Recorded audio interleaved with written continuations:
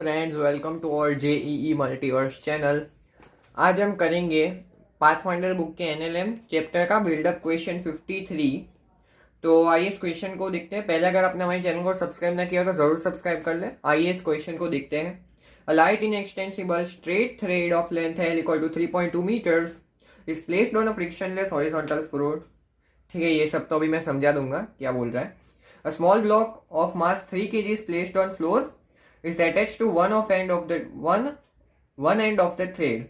With how much constant speed V naught of the free hand of the thread must be lifted vertically upwards so that the block leaves the floor when the thread makes an angle theta equal to 30 degree with the floor. Acceleration of free fall is g equal to 10 metre पर second square. सबसे पहले तो मैं diagram बनाऊंगा, उसके बाद question में क्या बोलना चाह रहे हैं वो समझाऊंगा। तो देखो कुछ ऐसा है।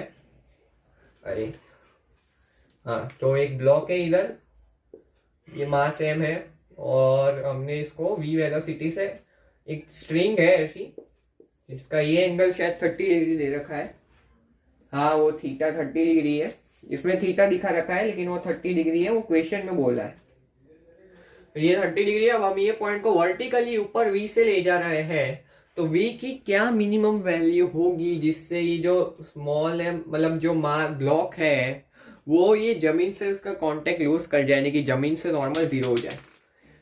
मतलब जमीन से कांटेक्ट लूज करना यानी कि उसका क्या मतलब हुआ, जमीन से क्या नॉर्मल जीरो हो जाना। अब इसमें डेटा क्या दे रखा है कि इसकी लेंथ हमें दे रखी है स्ट्रिंग की 3.2 मीटर्स और इसका मास हमें दे रखा है, जो एम की वैल्यू है वो 3 kg हमें दे रखी है। एम की जो वैल्यू है हमें 3 kg दे रखी है, तो हमें v की वैल्यू निकालनी है जिससे इसमें नॉर्मल रिएक्शन जीरो हो जाए। तो सबसे पहले इसमें क्या हो रहा होगा, अब मान लीजिए ब्लॉक इस तरफ v से जा रहा है, ब्लॉक इस तरफ v से जा रहा है और मान लो इसका एक्सेलरेशन इधर a है। अब ये जस्ट उठ रहा है तो इसका y वाले में एक्सेलरेशन नहीं होगा, हॉरिजॉन्टल में a मान लेते हैं। तो इसमें क्या होगा, अब ये रियल एक्सेलरेशन और वेलोसिटी है। हम हमेशा क्या करते हैं, कंपोनेंट्स ब्रेक करते हैं। ये वी डैश मान लो क्योंकि वी और वी डैश में कंफ्यूजन ना हो इसलिए। तो हम क्या करते हैं, जो कंपोनेंट्स ब्रेक करते हैं वो रियल एक्सेलरेशन या फिर रियल वेलोसिटी के करते हैं। और इसमें जनरली बहुत लोगों को कंफ्यूजन आता है कि किसका कंपोनेंट ब्रेक करना चाहिए, वो अभी मैं दिखाता हूँ कंफ्यूजन कहाँ आएगा। तो अब हमें इसको सबसे पहले सॉल्व करना है। तो हम वी डैश की value in terms of V निकाल सकते हैं। कैसे, क्योंकि स्ट्रिंग की लेंथ जो है वो कांस्टेंट रहेगी, इनएक्सटेंसिबल है। तो स्ट्रिंग के अलोंग, यानी कि स्ट्रिंग के अलोंग ये जो दो पॉइंट है ए और बी की, वो स्ट्रिंग के अलोंग इनकी वेलोसिटी सेम होनी चाहिए, वरना इसकी लेंथ क्या होगी, या तो बढ़ जाएगी या फिर कम हो सकती है। कम तो हो नहीं रही, स्लैग नहीं हो रहा। अगर स्लैग हो जाता तो टेंशन ही जीरो होता है, अपना कॉन्टेक्ट लूज ही नहीं करता। और अगर मान लो बढ़ तो सकती नहीं, अगर बढ़ जाती तो टूट जाती, तभी भी अपना कॉन्टेक्ट लूज नहीं कर पाता। यानी कि जो ए और बी पॉइंट है उनका सेम वेलोसिटी होना चाहिए अलोंग द स्ट्रिंग। मतलब परपेंडिकुलर टू स्ट्रिंग देखे तो कुछ भी हो सकता है, उसमें कोई दिक्कत नहीं है। सेम ना हो तो भी चल सकता है क्योंकि उसमें ओमेगा उसकी वजह से आएगा, लेकिन उसमें स्ट्रिंग की लेंथ पे कोई दिक्कत नहीं आएगी। बस along the string velocity same करनी है। तो ए की वेलोसिटी अलोंग द स्ट्रिंग क्या होगी, अब देखो ये ब्लॉक वी से जा रहा है और हमें वी ए निकालना है और ये 30 डिग्री है। तो अब देखो वी ए क्या होगा, ये वी का एक कंपोनेंट। अब जो कंपोनेंट ब्रेक करेगा वो असली वेलोसिटी के करेगी। जो वी ए होगा वो ब्लॉक की असली वेलोसिटी नहीं है, ब्लॉक की असली वेलोसिटी हॉरिजॉन्टल में है। तो ये असली वेलोसिटी का कंपोनेंट ब्रेक करेगी, यानी कि V cos 30 degree equal to V ए।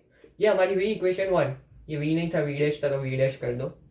अब हम बी की बात करते हैं। ठीक है, ये हम बी की बात करते हैं। तो अगर हम देखें बी पे स्ट्रिंग इस तरफ है और ये वी से, अब ये एंगल देखो ये 90 होगा, ये 30 है, यानी कि ये एंगल 60 हुआ। तो ये एंगल भी 60 डिग्री होगा, वर्टिकली ऑपोजिट है। तो ये एंगल 60 डिग्री हुआ। अब देखो v ऐसा है और इसकी वजह से v भी इस तरफ है। v ऐसा है इसलिए इसकी वजह से v भी इस तरफ है और ये 60 डिग्री है। तो अब v भी ऐसा, तो v है लेकिन v का हॉरिजॉन्टल कंपोनेंट जो है उसको भी रुको, ये v का हॉरिजॉन्टल मतलब v का अलोंग द स्ट्रिंग का कंपोनेंट है। तो v अलोंग द स्ट्रिंग मान लेते इसको। तो v cos 60 बराबर v अलोंग द स्ट्रिंग होगा कि v अलोंग द स्ट्रिंग बराबर v along the string into cos 60, वो v के बराबर होगा।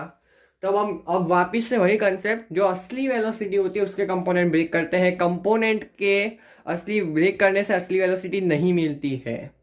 तो हम असली वेलोसिटी के कंपोनेंट ब्रेक करेंगे, यानी कि v cos 60 degree equal to V B along the string, और ये ही बराबर होना चाहिए V A along the string. और वी अलोंग द स्ट्रिंग क्या था, वी डैश कॉस 30, यानी कि V cos 60 equal to V dash cos 30। इधर से वी डैश की वैल्यू क्या आएगी, ये कॉस 60 क्या होगा, V by two upon cos 30, तो अपॉन रूट 3 बाई टू, 2 से 2 गया, ये वी बाई रूट 3 आ गई। तो वी डैश की वैल्यू क्या आई, वी बाई रूट 3। तो अब देखो ये वी ए जो हमने वी और वी बी निकाले, उसके कंपोनेंट अलोंग द स्ट्रिंग निकाले। अब देखो एक यहाँ भी तो एक v का कंपोनेंट होगा, स्ट्रिंग के पास भी एक परपेंडिकुलर टू स्ट्रिंग, ये जो पॉइंट है उसके पास परपेंडिकुलर टू स्ट्रिंग भी एक कंपोनेंट होगा, ये v डैश की वजह से। और जो ये अपना b है उसके पास भी एक परपेंडिकुलर टू स्ट्रिंग एक कंपोनेंट होगा, वो v की वजह से। तो अब हम परपेंडिकुलर टू स्ट्रिंग जो कंपोनेंट है स्ट्रिंग के, परपेंडिकुलर टू स्ट्रिंग जो मतलब जो स्ट्रिंग के एंड पॉइंट्स के परपेंडिकुलर टू स्ट्रिंग जो कंपोनेंट है वो उसको ओमेगा दिलाएगी स्ट्रिंग को। और अब हम वो ओमेगा निकालते हैं, और जो अब ओमेगा आ जाएगा तो ब्लॉक पे एक ओमेगा स्क्वायर का एक्सेलरेशन लगने लग जाएगा, एम ओमेगा स्क्वायर आर का फोर्स लगेगा। तो अब वही देखते हैं। तो सबसे पहले हमें ओमेगा निकालना पड़ेगा उसके लिए। तो अब देखो हम स्ट्रिंग की बात करते हैं। देखो ये स्ट्रिंग है और ये देखो v था, ये एंगल 30 डिग्री था, तो ये v cos 30, यानी कि ये इसको मिटा देता हूं अभी, ये v था और ये v cos 30, यानी कि ये v रूट 3 बाई 2, और ये जो था वो v डैश था और ये एंगल 60 डिग्री था। तो इसका कंपोनेंट देखता हूं अलोंग द स्ट्रिंग, इसका भी अलोंग द स्ट्रिंग तो था ही, और एक परपेंडिकुलर टू स्ट्रिंग क्या होगा, v डैश cos 60, यानी कि v डैश बाई 2।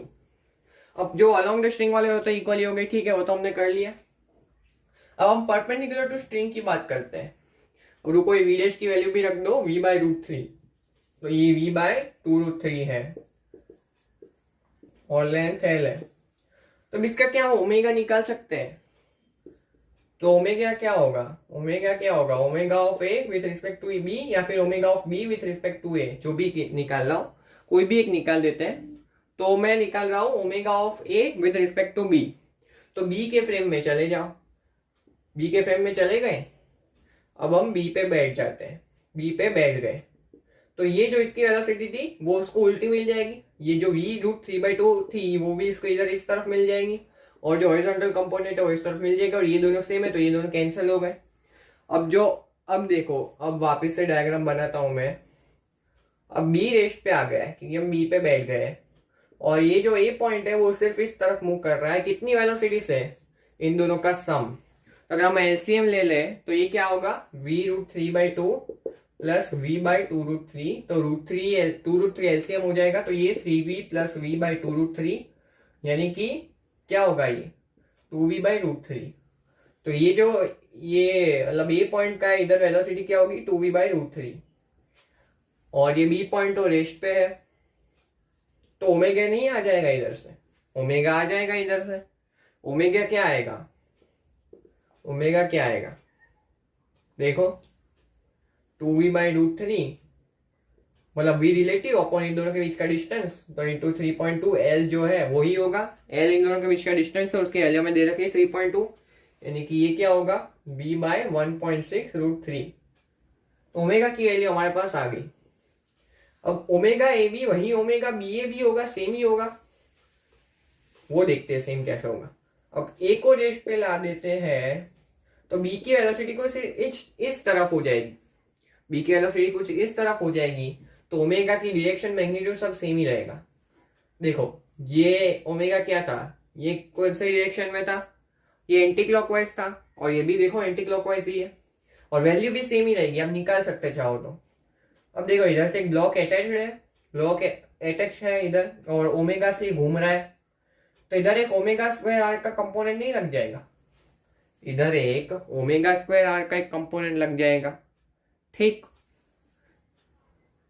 तो देखो हमारे पास ओमेगा आ गया v/1.6√3। कैसे निकाला, तो हमने ओमेगा ए बी या फिर ओमेगा बी जो भी निकालो सेम ही आएगा। और बाद में क्या किया, अब देखो इसका इधर एक ओमेगा स्क्वायर आर का एक कंपोनेंट लग जाएगा एक्सेलरेशन का। और आर क्या होगा, असल में एल ही होगा। आर आर कुछ नहीं लेकिन बल्कि एल ही होगा, क्योंकि ये लेंथ एल है। तो ओमेगा स्क्वायर एल का कंपोनेंट लग गया। अब इधर से कंफ्यूजन आना शुरू हो गए, क्योंकि इधर देखो ओमेगा स्क्वायर एल का कंपोनेंट है 30 डिग्री पे, इसका असली का एक्सेलरेशन ए है। अब कंपोनेंट ब्रेक करे तो किसके ब्रेक करे, एक ही की ओमेगा स्क्वायर एल की। तब देखो असली क्या है, असली ये ए है, क्योंकि इसका ग्राउंड के रिस्पेक्ट में इधर ही हॉरिजॉन्टल में एक्सेलरेशन जा रहा है, तो ये असली एक्सेलरेशन है। या फिर ये नेट या फिर मतलब असली एक्सेलरेशन है। तो ब्रेक किसके कंपोनेंट करेंगे, असली एक्सेलरेशन के। तो एक cos 30 बराबर एक cos 30 ए का इस डायरेक्शन में जो कंपोनेंट होगा वही ओमेगा स्क्वायर एल होगा। तो इधर से अगर हम देखें तो देखो ए क्या होगा, ए cos 30, इस तरफ का कंपोनेंट ए cos 30 है, तो इसको ठीक से लिखता हूं, A cos 30 degree this is equal to omega square L. इधर से √3/2 इक्वल टू ओमेगा की क्या वैल्यू है, v/1.6√3, तो v स्क्वायर बाय 1.6 का स्क्वायर 2.56 इंटू 3 का स्क्वायर √3 का स्क्वायर 3 इंटू एल क्या है 3.2। 3.2 को मैं लिख देता हूँ 1.6 इंटू 2। तो ये 1.6 से ये कट के ये 1.6 वापिस आ गया, और ये इधर से कट के 0.8 आएगा। तो a√3/2 यानी कि v स्क्वायर बाय 2.4। इधर से ए की वैल्यू क्या आती है, ए की क्या वैल्यू आएगी, v स्क्वायर बाय 1.2√3। अब हम ये ब्लॉक की एफबीडी बनाते हैं, उसका acceleration in terms of v हमारे पास आ गया है। तो ये ब्लॉक की एफबीडी हम बनाएंगे अभी।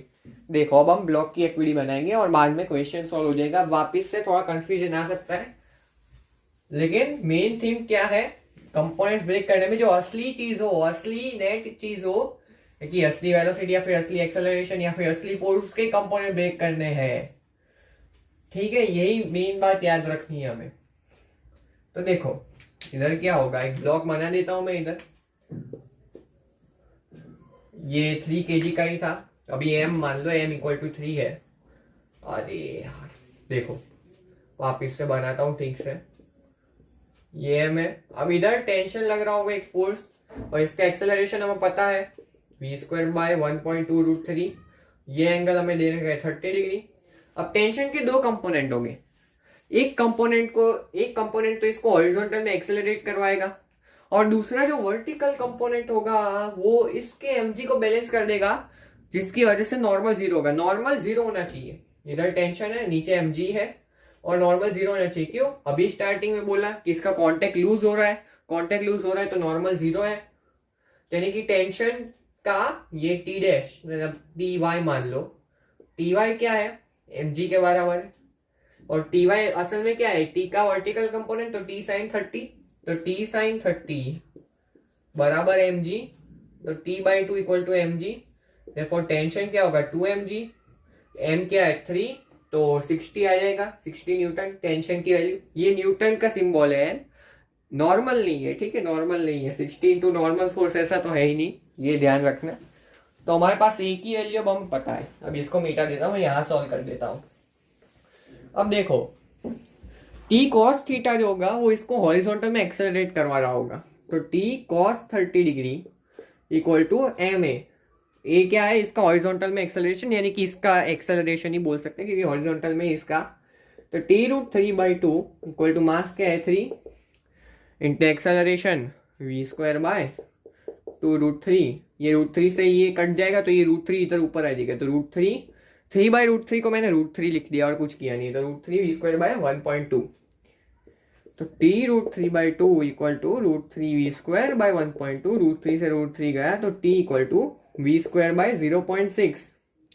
अब हमें t की वैल्यू पता है, ये t क्या है 60 है, तो v स्क्वायर क्या आया 0.6 इंटू 60 यानी कि 36।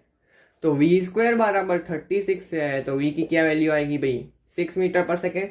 तो यही हमारा आंसर हुआ, वेलोसिटी जो होगी वो 6 मीटर पर सेकेंड आएगी। अब इसमें अगर आपने कंपोनेंट्स ब्रेक करने में ध्यान नहीं दिया किसी और के, मतलब एक ही जगह आपने अगर ओमेगा स्क्वायर आर के ब्रेक कर दिए होते, या फिर जब हम ओमेगा निकाल रहे थे उस वक्त वेलोसिटी में अगर आपने गलती की होती तो आपका आंसर डेफिनेटली गलत होता। मेन चीज़ क्या है, मेन थीम क्या है कि हमें असली चीज़ों मतलब असली वेक्टर्स यानी कि असली एक्सेलरेशन या फिर असली वेलोसिटी यानी कि या फिर असली फोर्स या फिर असली टेंशन जो भी हो उसके कंपोनेंट ब्रेक करने हैं। नकली चीज़ें यानी कि उसके जो ऑलरेडी कंपोनेंट्स है उसको हमें ब्रेक नहीं करना है, हमें सिर्फ असली चीज़ असली वेलोसिटी एक्सेलरेशन और टेंशन का कंपोनेंट ब्रेक करना है। वो खास बात है ऐसे क्वेश्चंस में, वो याद रखने हैं। अगर वो उसमें ध्यान नहीं दिया तो आपका क्वेश्चन पक्का गलत होगा। तो ये थोड़ा कंफ्यूजिंग था, उसमें आंसर ना मैच होना एक जायज़ सी बात है, इसमें हो ही सकता है, ऐसे कन्फ्यूजन हो ही सकते हैं। तो अब देखो अब ना आपने अगर ये हमारा वीडियो देख लिया है तो अब आपके अब कन्फ्यूजन्स दूर हो गए होंगे। तो ये कन्फ्यूजन को अब ध्यान रखना है, आगे नहीं ना हो ऐसा ही वैसा ही ध्यान रखना है हमें। तो अगर आपको हमारे चैनल में मज़ा आया हो वीडियो में तो हमारे वीडियो को लाइक भी करें और शेयर भी करें और हमारे चैनल को ज़रूर सब्सक्राइब करें। Thank you for watching.